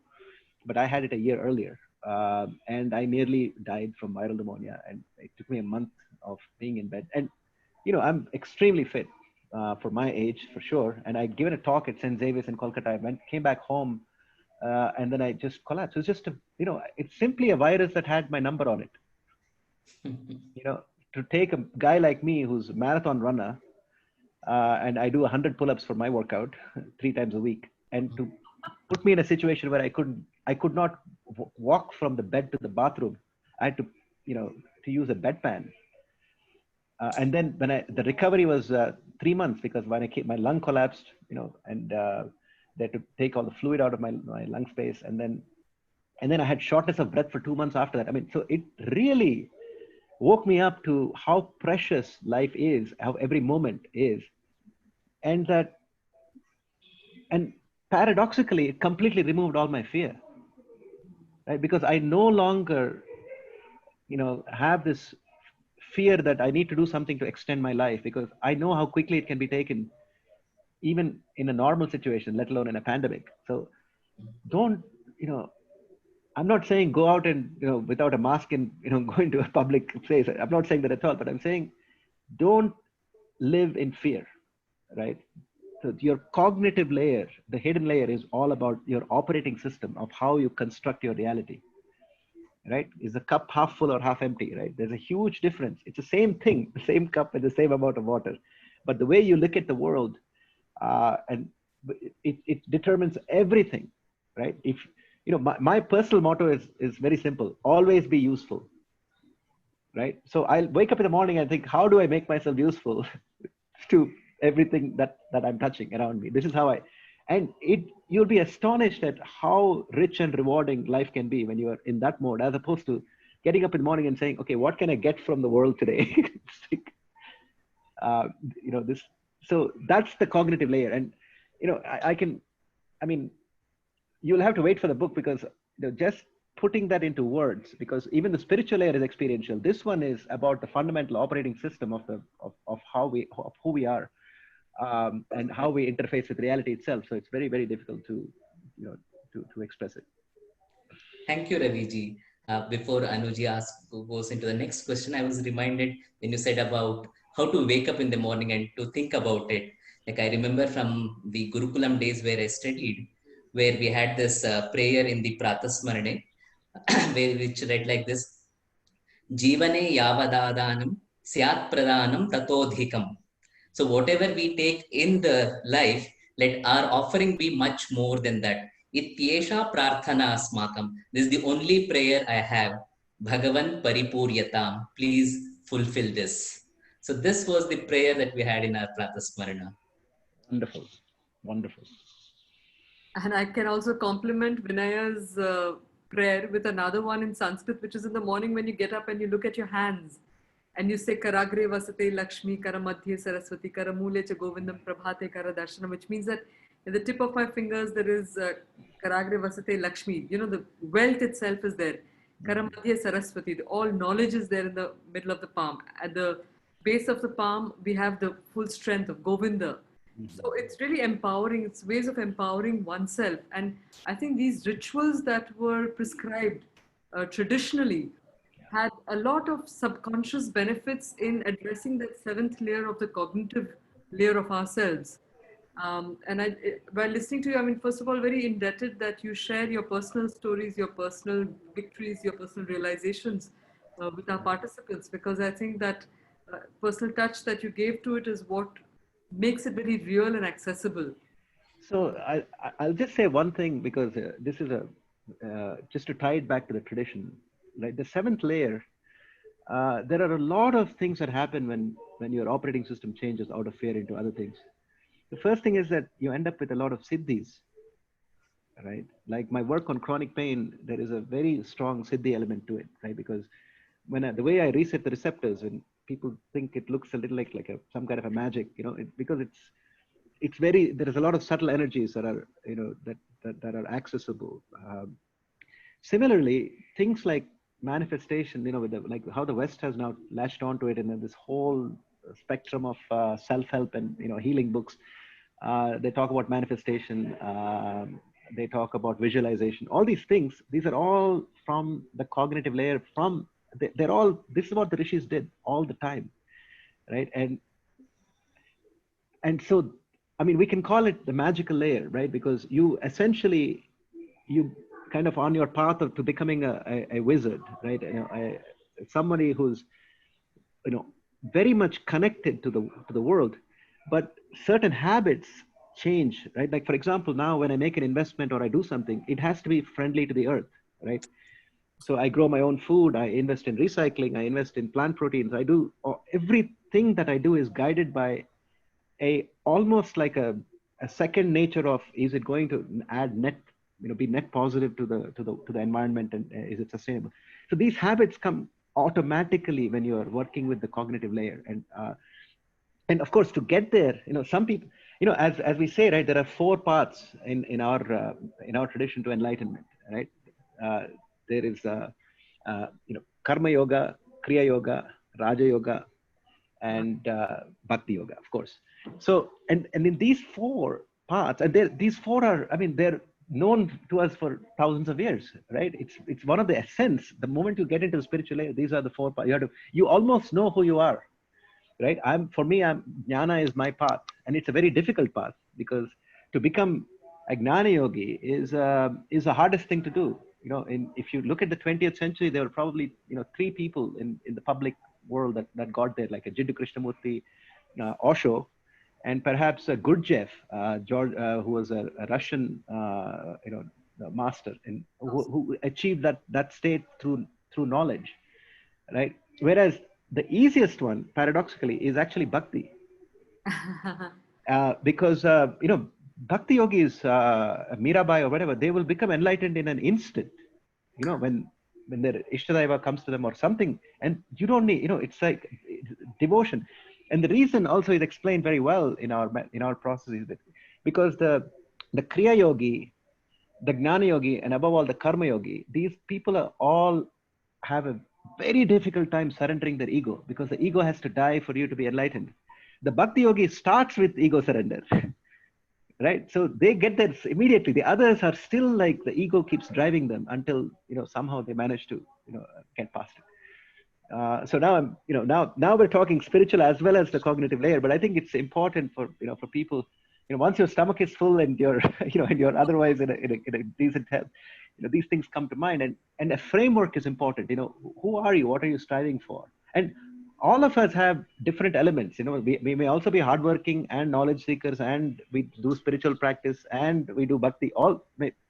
There's some bit in each one of us, but there is one guna that is the most prominent, and you automatically know who you are, and you should strive to maximize and improve on that. Yes, very grateful for that call to bhakti as a straight path home, and therefore to wellness also. Absolutely. It breaks a lot of the barriers of the different layers that you were speaking about. So very beautiful. Thank you. There was a question related to the COVID reality, which I'd like to share with you. So this question is by Lakshmi ji, and she's saying that with specific reference to the current COVID-19 scenario, if one is doing pranayama, Surya Namaskara as a regular practice, do these improve the lung capacity and immunity, especially among senior citizens with no comorbidities? So just the role of prana, because you gave a lot of emphasis to prana. So if you would like to just help us understand how prana links the physical as well as the subtle, because that's the layer in between. So I'm going to say something very, I mean, it's not controversial, but it's important for everyone to understand this.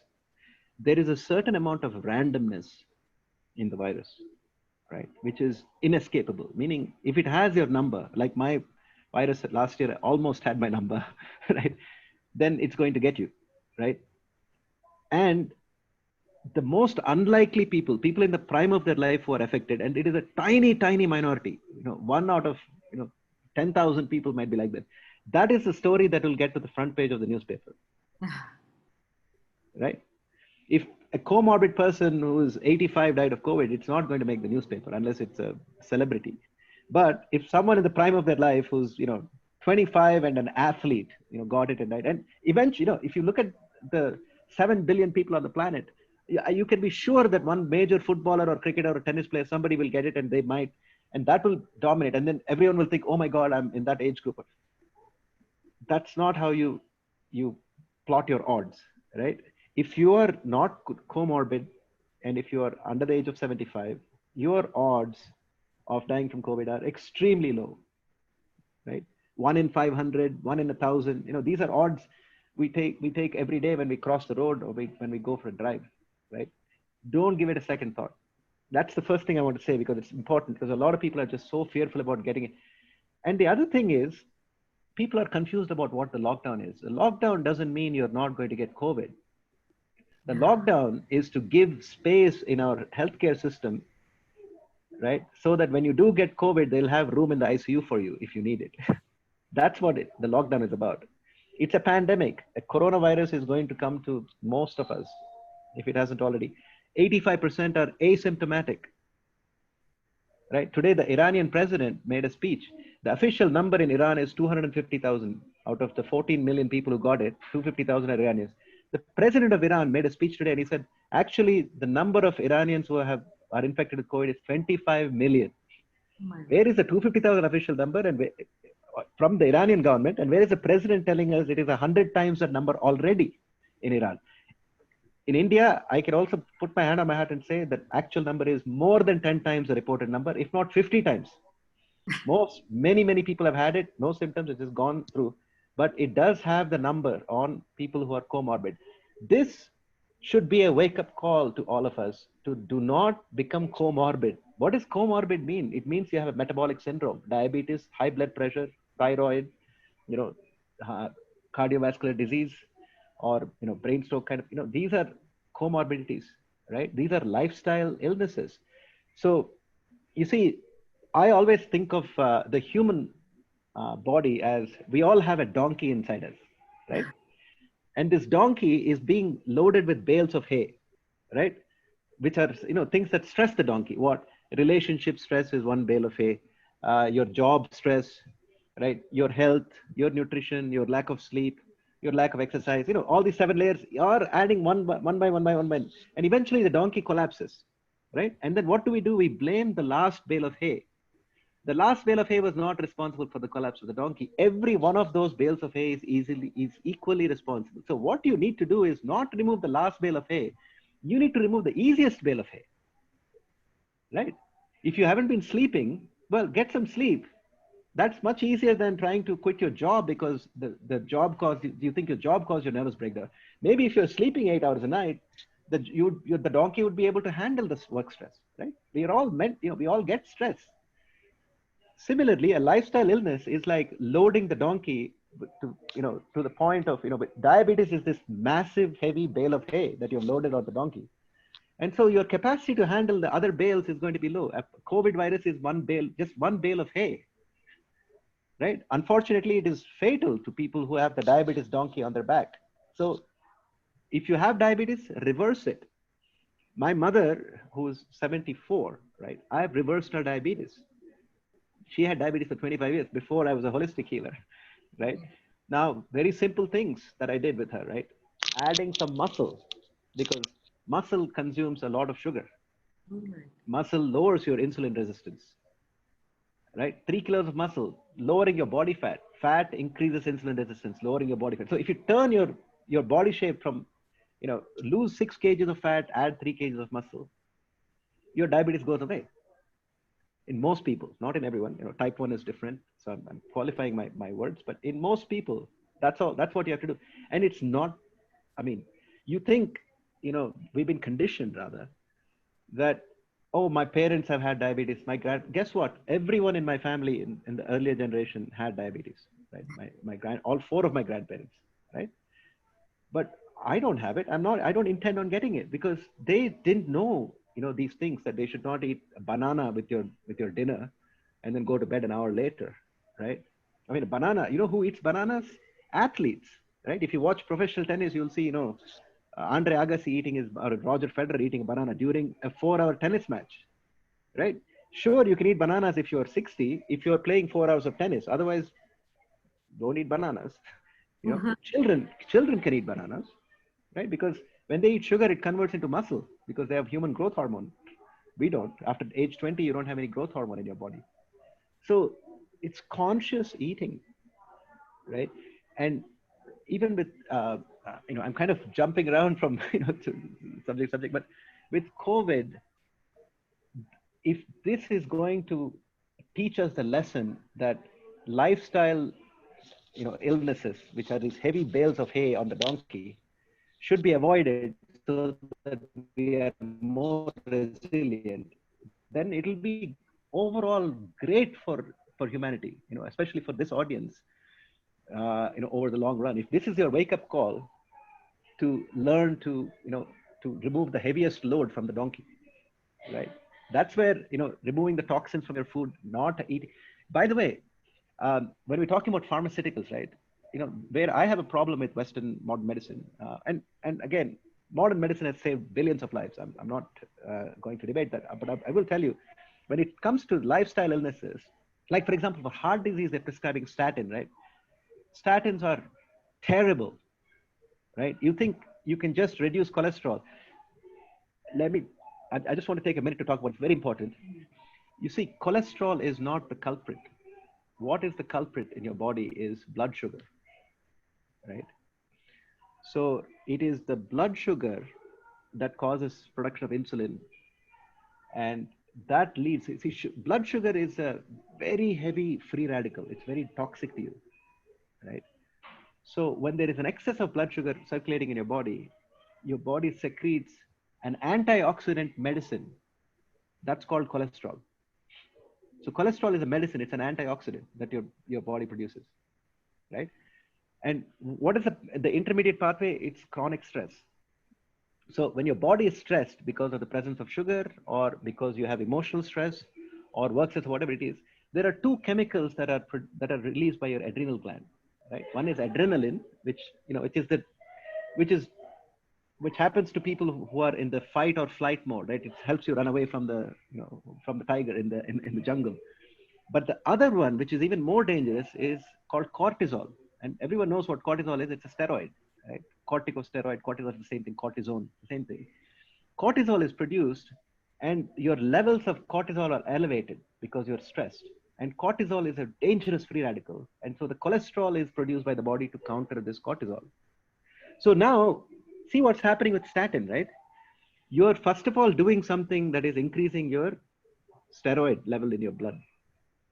And then when your body is trying to produce medicine to cure that problem, you're taking a statin which stops the production of that medicine.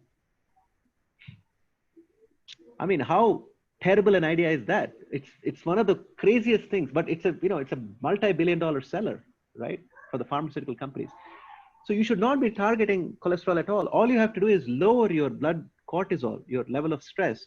And then automatically, as the stress goes down, so will the production of the bad cholesterol, right? So you should be treating the source of the problem, not the symptom, right? So, I mean, and I could, with every drug I could show you, something similar. It's like, it's insane. And statins themselves are neurotoxins, and they cause all kinds of neurological problems, and they increase your risk of stroke as much as they lower your risk of heart disease. So you're just trading off one thing for the other. And I mean, it's totally pointless. But I see people who are even 30 years old being put on statins every day. It's one of those crazy things. So in other words, let's start with a basic premise that virtually all long-term pharmaceuticals are unnecessary, and except in rare, exceptional cases, right? And that's the good way to think about the world. Thank you, Raviji. I mean, we could see how passionate you are about this subject. You just couldn't stop with the ideas. I was also going to add that his enthusiasm to share these vital tips was True. infectious.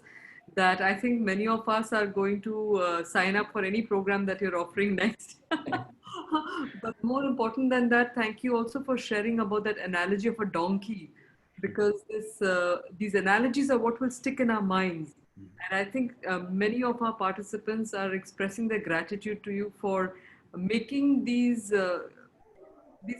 tips that we don't often think about, very clear in the framework of who we are and how we deal with ourselves. So extremely grateful to you for that.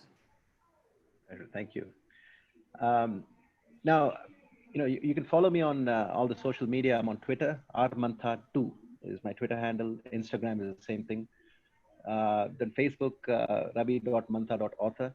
And ravimantha.com is my website. So you can ask me questions on the site. And if you're in Hyderabad and need a session, you can schedule a session with me, to see me at the clinic. Particularly if you have chronic pain and you're in Hyderabad, I suggest you look at some of the articles on my website, and if it especially if you're considering surgery, come and see me before, because I can save you a lot of money and a lot of pain, most likely.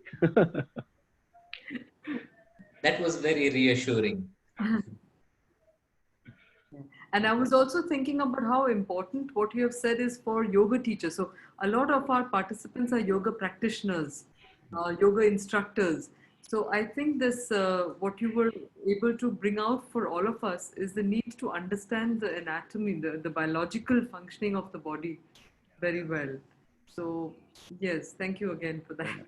Thank you. Yeah. There's one last question, if I can ask, because we have many yoga teachers who want to know this, that to what extent, like both the way yoga works and the way physical fitness and body training works, they take two different approaches.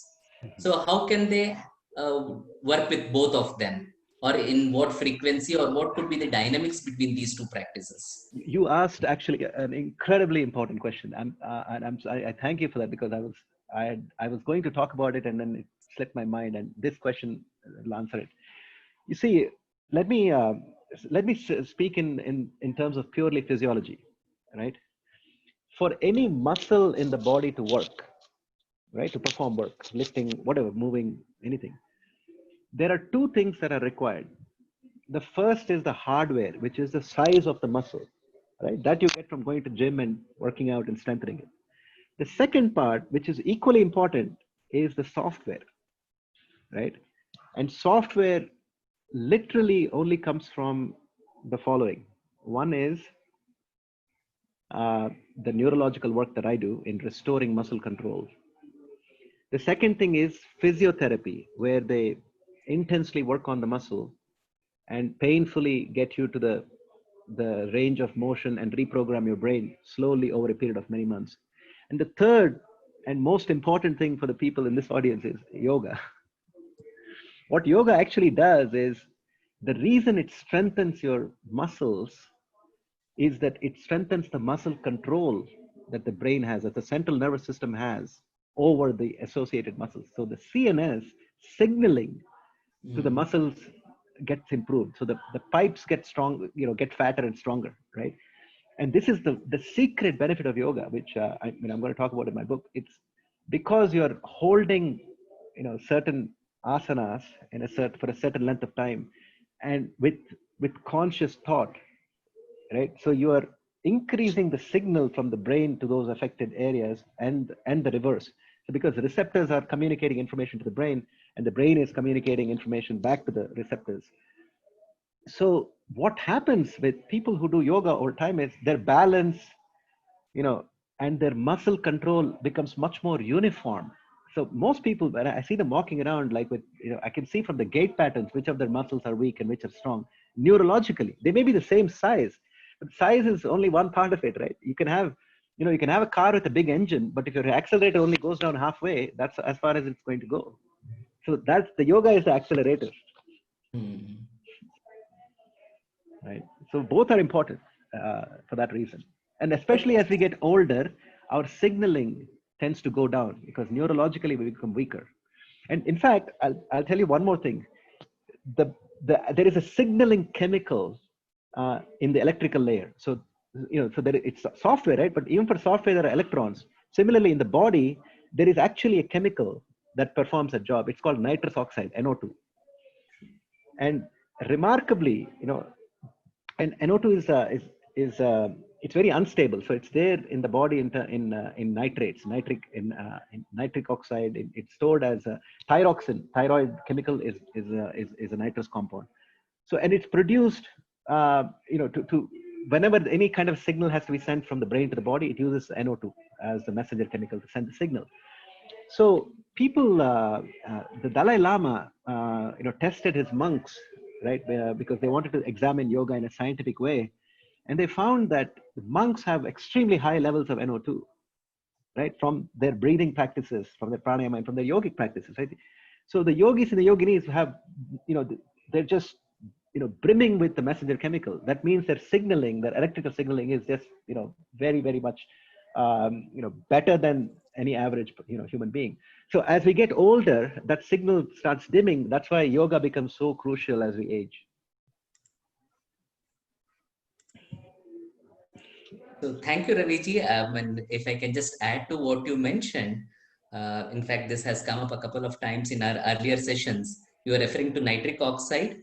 There are many researchers now that are showing that an elongated exhalation will allow you to increase the quantity of nitric oxide. And nitric oxide is not only a vasodilator, but it's also helpful in it also has antiviral nature. So even some people were presenting it as one of the best balls to build it during the times of COVID. Yeah, I mean, just to work on the breathing, conscious breathing, and also elongated exhalation. And these are the main practices which Patanjali Yoga Sutra mentions. Many traditional pranayamas focus on. Absolutely. And, I encourage all the yoga teachers who are, participating here to, as you're talking to your clients in sessions, right, talk about these things, right? It's so important. When you're holding a particular pose and then you're breathing, so you're essentially reprogramming your mind and increasing the connection to that affiliated area. That's why these asanas and the mudras are so important. It's because they physically transform you by improving the signaling. And it's wonderful for the clients to know that, because people they know they feel good after yoga, but most people don't understand why.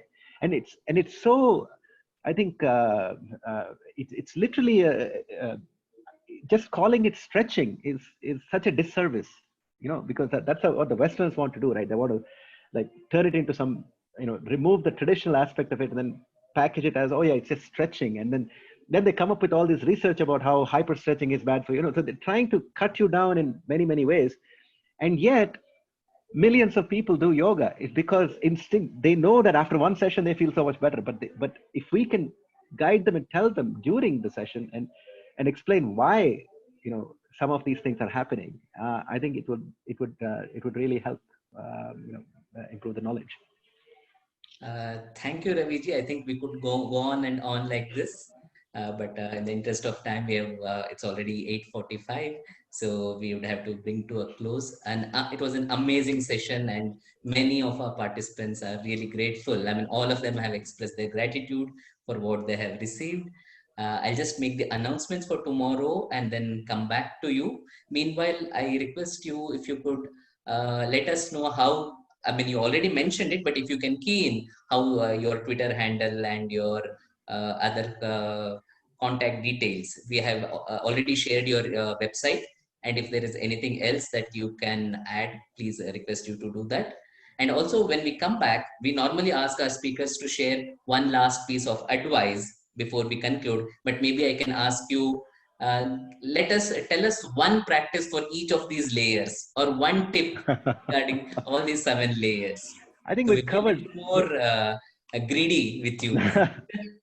We've So covered. that I'll make the announcements and then come back. Certainly, we've covered most of them. I would say that one of the most underappreciated factors in health is sleep, getting enough sleep. Neither too much nor too little, but for most people it's around 7.5 hours, but definitely no more than 10 and no less than 6. Unless I think there are one or two exceptions. Modi ji only sleeps 4 hours, as far as I know, and he seems to be doing fine. But very few people have that ability. Uh, so if you're not sleeping properly, it's going to affect everything else, because they've done so many studies on how rats become obese if you just deprive them of sleep. Eating the same amount of food, their metabolism changes, right? And that's something we didn't touch on in the 7 layers, but it's very, very crucial to wellness. Now, I mean, I've pretty much covered, I think, all the important things. No, maybe Raviji, I'll give you some more time to Sure. just, if you, because you're bubbling with ideas, I'll just make the ideas for, I'll announce these events for tomorrow and get back to you in a minute, less than a minute. Sure. Yeah. Kotiji, please. So we continue our journey. Tomorrow morning, we have a practice session by Hariprasad Verma, who's an yoga-preneur, yoga entrepreneur, and life coach, and is the founder of Yoga Shala based out of Hyderabad. He'll be leading us through a practice session exploring the Maitri and Karuna through asana and pranayama. We have discussed a lot about Maitri and Karuna practice, but tomorrow he'll be bringing these into asana and pranayama too. So it will be a wonderful session. So kindly join us for that. And in the noon, we have Professor Partha P. Chakrabarti, who was the former director of IIT Kharagpur, a renowned scientist, and is also the professor at the Department of Computer Science and Engineering currently. He will be sharing on experiences of a satsanga with the Sadguru. He has been enormously inspired by a teacher and a Sadguru. So he will be sharing his experiences with her. And in the evening, we have a panel discussion on yoga and unity with nature, perspectives from indigenous environmentalism. We have had 3 panel discussions so far, one on yoga and human unity, and then yoga and mystical traditions of the world. And third one was dharma, yoga, and economic well-being. And this last one is on, there's a lot of churning that is happening around environment, ecology, and sustainability. And we will be exploring how the thought from the indigenous perspectives from across traditions, and especially from the yogic tradition, how can we contribute towards this thinking of sustainability? And that will be the focus of the panel discussion tomorrow. And I must say, we have some remarkable people from different parts of the world who will be joining us. I'm sorry, the names are very small, but maybe I can just quickly read it out to you. It's Daniel Tikoshan, Judy Leaf, Shefali Patel, and Jinia Mukherjee from different parts of the world. And each one is an expert in his or her own field.